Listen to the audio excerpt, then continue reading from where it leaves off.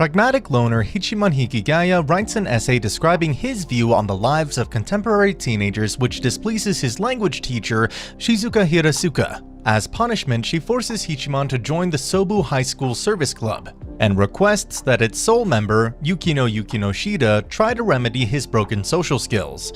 This immediately results in a clash between both students, and Shizuka proposes that they can test their ideals by helping people sent to the club. The next day, Hachiman learns that Yukino was paradoxically made an outcast because of her beauty, and relates to her differential way of thinking. Afterwards, Yui Gahama requests that the service club help her bake cookies for a friend, and Yukino fails teaching her the basics of cooking. Hachiman tries an alternative approach and uses psychology to get Yui to realize that the sheer act of doing something for another person means more than how the act turns out. The next week, Yukino and Hachiman discuss Yui's request with respect to the ultimate goal of personal improvement, versus the rewards of working towards said improvement despite risking failure in doing so. Afterwards, Yui shows up at the club and thanks both Hachiman and Yukino with homemade cookies she made herself. Shizuka once again reproves Hachiman for basing his biology report on his dissatisfaction with the dominance hierarchy established by social groups. Later that day, Yumiko Miura presses Yui for a straight excuse when she tries to break away from their social group to have lunch with Yukino. Yukino then shows up and demands an explanation for Yui's tardiness, but ends up forgiving her. However, Yumiko makes an outburst when Yui focuses her attention on Yukino, prompting the latter to call Yumiko out on her self-centeredness. The tense atmosphere drives the other students out, and Yui uses the opportunity to explain that meeting Hachiman and Yukino helped her realize that she can be her own person and not force herself to do what others want from her, which Yumiko accepts. The following morning, a delusional teen named Yoshiteru Zaimokuza shows up at the service club. After the group beats around the bush to dissect his ostentatious personality, Yoshiteru asks that they help review a light novel he wrote.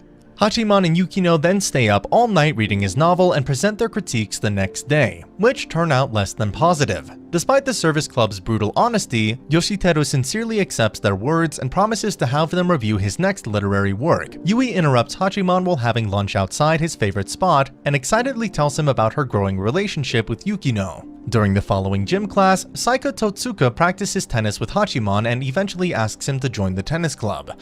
Hachiman then asks Yukino for her opinion on the offer during the next service club meeting. However, Saika arrives and requests that they help him practice tennis for the next few days. While the group practices one lunchtime, Yukimo and her group demand to use the tennis court and ignore the fact that Saika has permission to use it.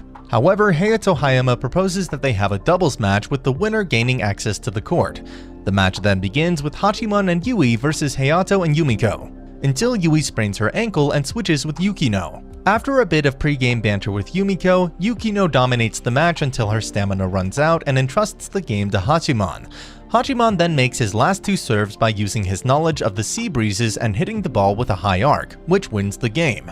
The spectators end up ignoring the service club's victory when Hayato saves Yumiko from injuring herself during the final serve. While on their way to school, Hachiman and his sister, Komachi Hikagawa, discuss the car accident he was involved in on what was supposed to be his first day at high school. Afterward, Shizuka reprimands Hachiman for his choice of future occupation and reminds him about picking a 3-person group for the upcoming workplace field trip. Later, the service club receives a mysterious shared text message. Hayato then requests that the service club put a stop to the messages, which paints his clique members, Kekuru, Yamato, and Oka as delinquents. The service club then links the message to the field trip and deduce that one of the three plans to eliminate another so they can form a group with Hayato. Hachiman and Yui then take turns gathering information. However, Yui ends up failing miserably due to her inability to remain subtle. Afterward, Hachiman begins observing Hayato's clique until Saika interrupts him. However, he solves the mystery when Hayato joins their conversation. Hachiman later explains the cohesive relationship between Kekuru, Yamato, and Oka, and has Hayato take himself out of the group to give them a chance to bond. Hayato then thanks Hachiman by grouping him and Saika for the field trip. Shizuka scolds Hachiman for arriving at the very end of after-school classes. He then makes his way to the local cafe and runs into Yui, Yukino, and Saika, and they are joined by Komachi and her friend Tashi Kawasaki. Tashi explains his concern over the late-night excursions of his sister Saki Kawasaki, and the service club resolve to get to the bottom of the matter. The next day, the club employs various schemes of approaching Saki which all end in failure. With Komachi's help, however, the service club learns that Saki works nights at a cafe and eventually tracks her down to a bar at the top of a high-class hotel in Chiba. The service club then makes an exit after tensions flare between Saki and Yukino when they discover that the former had deceived the hotel management about her age to obtain employment. Saki then meets with the group the following morning and they learn that she had been saving up for college. However, Komachi points out that she should not have made Taishi worry, and Hachiman proposes that she apply for a scholarship instead. Afterwards, Komachi shocks Hachiman with the revelation that Yui was the owner of the dog he had saved in the car accident. Believing that Yui was only friendly to him out of guilt, Hachiman ends their acquaintanceship during the field trip. Yui stops coming to the service club meetings and seems to drop out altogether. Following her previous encounter with Hachiman and Shizuka tasks them in recruiting a new third member. Yukino proposes that she would like Yui to rejoin the club by celebrating her birthday. Later that weekend, they visit the mall to present a shop for Yui, with little luck. The pair eventually settle on purchasing some trendy accessories for Yui until they run into Yukino's older sister, Haruno Yukishida, who playfully teases them with her transparent persona. Much to their surprise, Yui also runs into the pair and Yukino invites her to the next service club meeting. At the next meeting, Yukino explains to Yui that they have intended to celebrate her birthday and thank her for all the things she did for the club. Hachiman also uses the opportunity to clear the air with Yui and explains that she doesn't owe him anything and hence should not pity him. Yui agrees that she never thought of herself as pitying him, but the complexity of the situation leaves her at a loss for words. However, Yukino helps repair the rift between them by sincerely explaining they should drop their current situation and begin a new path, which they decide to take. Hachiman tries his best to relax during summer break and ignores the backlog of messages from Shizuka concerning the service club activities. Shizuka eventually manages to lure Hachiman out and takes the service club and other Sobu High students to a prefectural park in Chiba to observe an elementary school summer camp for a few days. During the orienting event, Hachiman and Yukino bear witness to the deliberate shunning of the young Rumi Tsurumi by her peers, and the many failed attempts by Hayato to remedy the situation. Rumi senses a similar aura from Hachiman and Yukino and confides her problem to them, with Yukino adding that it would only snowball once she gets into middle school with the same people. The Sobu group later tries to come up with ways to help Rumi that evening. However, tensions flare when Yukino shoots down an idea by Yumiko based on her general lack of experience in interactions with people like Rumi. Unable to sleep that night, Hachiman finds Yukino in the woods, and she explains her desire to help Rumi as she sees a reflection of Yui in her, and also a bit of history that exists between herself and Hayato before going to bed. Unable to sleep as well, Rumi sits by a stream under the starlight. The summer camp continues and Shizuka asks the Sobu group to prepare a test of courage and bonfire event for the evening. After some preparations, the Sobu girls relax at a nearby river and Rumi joins Hachiman on the bank where he outlines the waning probability of holding on to elementary school ties as one grows older. However, Rumi explains that she had already given up on making friends based on reciprocating her current treatment to her peers in the past. In order to assist Rumi, Hachiman proposes that the Sobu group create a source of conflict within the peer group that shuns Rumi. This would reveal their true self-allegiance and ultimately shatter the ties between them, thus moving the focus away from Rumi. The plan then seems to work when they implement it during the test of courage, until Rumi saves the girls in a dramatic turn of events. Afterwards, during the bonfire event, the Sobu group notes that Hachiman's unorthodox plan had set the stage for the girls to split apart after betraying each other and hence slightly improve Rumi's situation. The camp then ends the next day, and when Haruno comes to pick Yukino up, Yui and Hachiman recognize the Yukinoshita limousine as the one that struck Hachiman in the accident.